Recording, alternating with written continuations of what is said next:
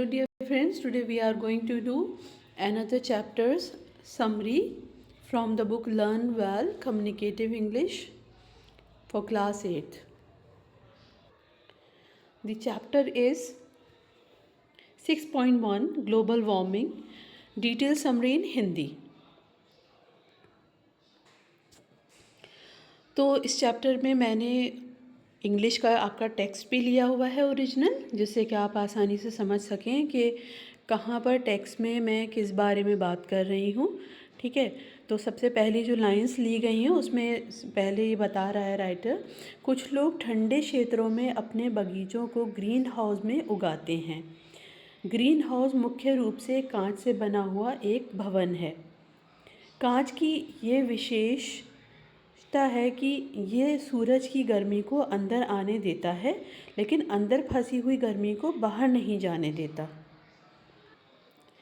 कांच की छत और दीवारें मिट्टी और पौधों से निकलने वाली गर्मी को वापस अंदर फेंकती हैं। इससे ग्रीन हाउस के अंदर का वातावरण गर्म रहता है, चाहे धूप ना हो।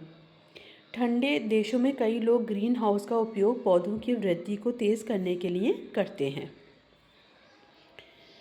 हमारी पृथ्वी भी एक ग्रीन हाउस की तरह है, लेकिन कांच के बजाय ये कार्बन डाइऑक्साइड की पतली परत से घिरी हुई है। कार्बन डाइऑक्साइड ग्रीन हाउस में कांच की तरह ही कार्य करता है और पृथ्वी को गर्म रखता है। वैज्ञानिक इसे ग्रीन हाउस प्रभाव कहते हैं।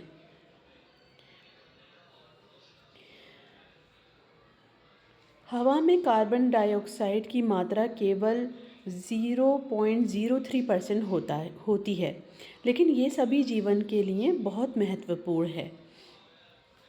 कार्बन चक्र इस संतुलन को प्राकृतिक रूप से बनाए रखता है। कार्बन डाइऑक्साइड पृथ्वी के वायुमंडल में अधिक गर्मी को अंदर आने देती है और कम बाहर जाने देती है। अगर कार्बन डाइऑक्साइड की मात्रा दोगुनी हो जाए तो पृथ्वी का तापमान 3 डिग्री बढ़ जाएगा।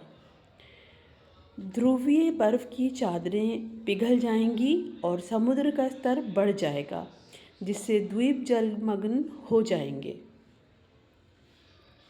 यदि कार्बन डाइऑक्साइड की मात्रा घट जाए तो पृथ्वी का तापमान गिर जाएगा और पानी का स्तर कम हो जाएगा।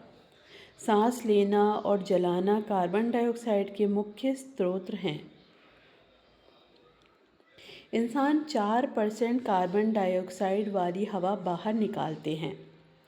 लकड़ी, कोयला और तेल जलाने से बड़ी मात्रा में कार्बन डाइऑक्साइड निकलती है।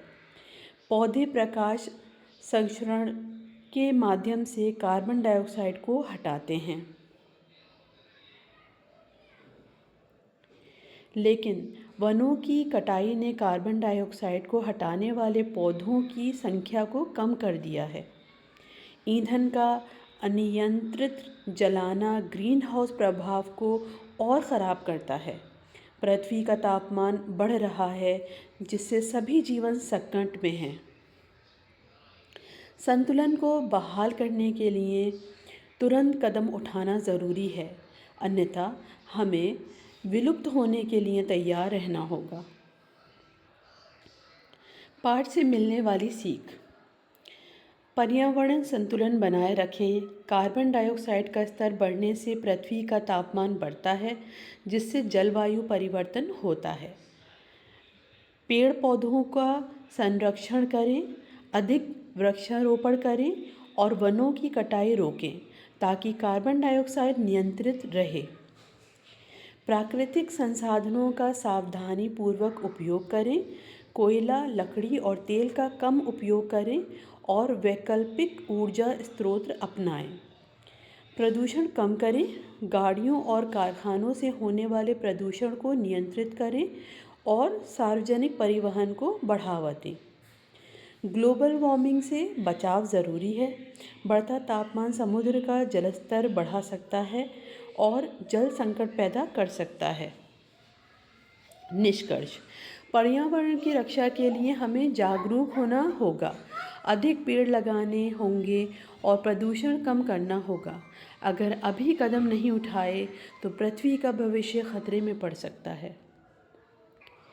Thanks for watching. Keep watching Shab's English tutorial. Goodbye. Take care.